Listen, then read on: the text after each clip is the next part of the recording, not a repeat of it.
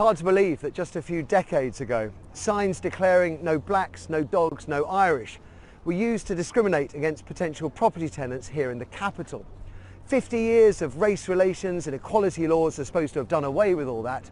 But tonight, in an undercover investigation, Inside Out exposes the letting agents prepared to select tenants for their landlords on the basis of the colour of their skin. Guy Lynn has this exclusive report. From above, you'd never know it was happening. But something is going very wrong in parts of London's letting market. 99% of my landlords don't want Afro-Caribbean. 45 years after the UK first banned discrimination in housing. I thought, why should he discriminate me for not having a place because of the colour of my skin? Tonight we expose the letting agents willing to turn away tenants on behalf of landlords. So if they're Afro-Caribbean, they won't be allowed to come and view the property because it's a waste of time. It's a waste of their time, it's a waste of our time. They're absolutely disgraceful, they are unlawful and they need driving out. Jumji and Wayne have both found a flat now, but it was a struggle. What got in the way was something many thought you'd never see in London 2013. Letting agents preventing them seeing flats for no other reason, they say, other than their colour. You ask why and why is it still in the window, they'll make up any reason. They'll say, oh yeah, it's because it's gone, someone's taken it, but then it's still advertised in the windows. You get treated a certain way or told certain things, and then you see that a different reaction to other customers. That's when you start to realise, oh, maybe there's something different going on here, you know. And their experience is mirrored by others. A survey by anti-racism charity the Runnymede Trust, seen by BBC London, suggests more than 25% of black people they asked feel they've been discriminated against in private housing. But the problem with proving this kind of discrimination is that it can leave virtually no trace. Even if you thought it was going on, you'd struggle to say for sure. But lawyers, landlords, letting agents had all told us that it was happening and that in certain parts of London it was rife. We've got Dean and Joe on board. As far as a landlord's concerned, the only difference between them is their colour and ethnic background. We've discovered numerous agents who say they're prepared to select tenants by race on behalf of landlords. And Dean and Joe are going to put it to the test by trying to get a viewing. So this is a flat we're going to put on the market. It's got 3 bedrooms, up-to-date appliances and a great London location. The only thing it needs now is a tenant. We're undercover and have invited agents to give us a market assessment. How much do you think I can get for it? Around £650 a week.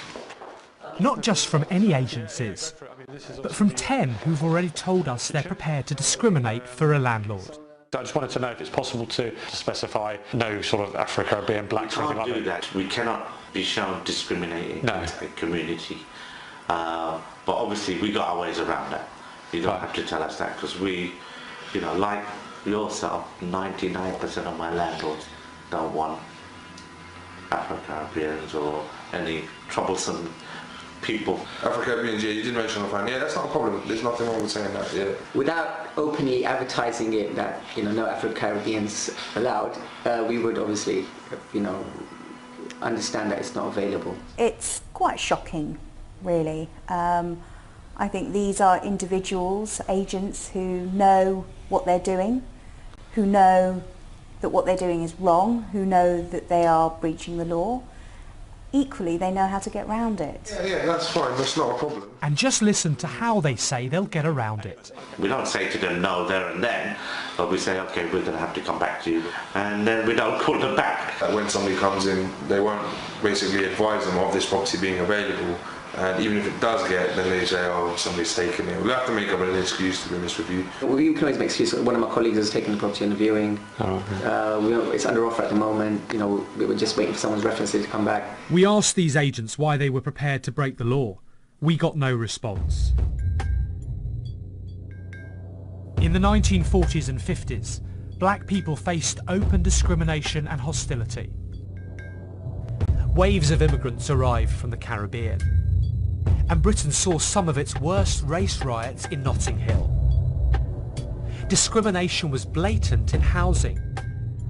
Signs on doors stopping black people from renting flats.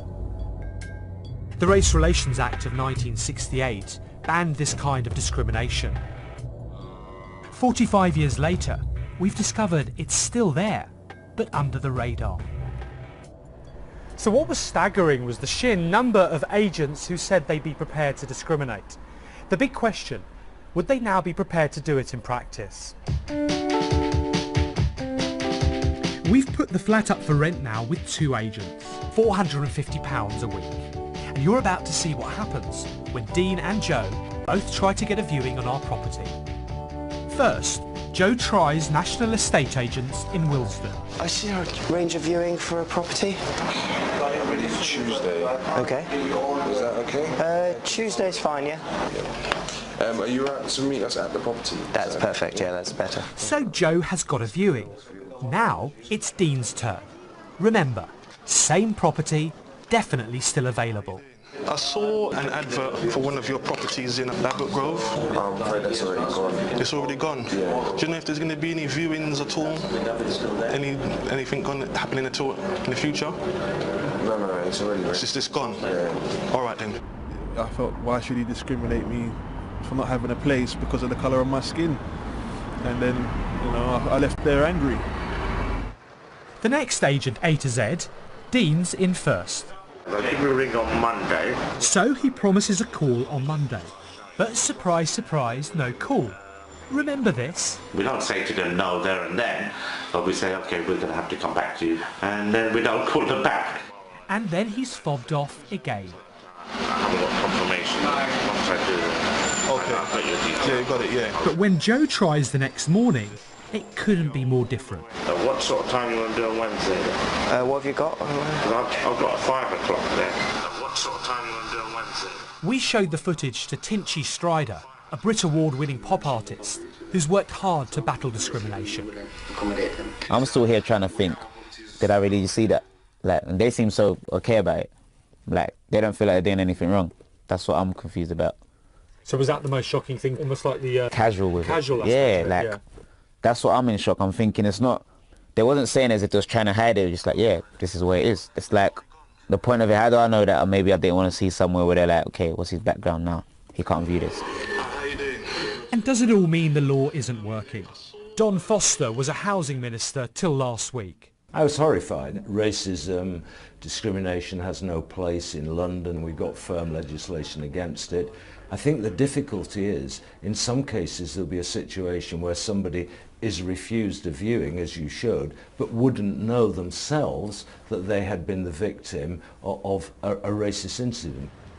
We go back to the agents who've marketed our property to try to get some answers. Hi, from the BBC. Can I just ask you if you're aware that it's against the law to agree not to show people a flat because they're Afro-Caribbean? Yes, it's against the law, but it's something that you requested. So you'll agree to do anything, basically? I don't say I would agree, because... But it is against the law, you're aware of that? Yeah, I understand. I mean, we've got plenty of, I can show you all our files here, we've got plenty of Afro-Caribbean. Can we go? Okay. This one refused to open the doors when he saw us arrive. Excuse me, can I ask you a question, please? Could you come and talk to us, please? Are you aware it's against the law to agree not to show someone a flat because they're Afro-Caribbean? He doesn't appear to. You've now gone through the door, not prepared to answer any questions. The consequences for society is that this kind of behaviour takes us back 40, 50 years. If you have every agent in an area thinking that this is normal and accepted practice, then this is going to have a direct impact on the community. That is fundamentally unfair, and that feels like we've gone back in time. The impunity with which letting agents can get away with this under the radar raises worrying questions. Just 2 investigations by the Property Ombudsman as a result of complaints in the last 3 years, not one upheld. No investigations by the Equality and Human Rights Commission. We've shown how subtle discrimination in London's housing market in 2013 actually is. And most worrying of all, If we found this in parts of West London, where else?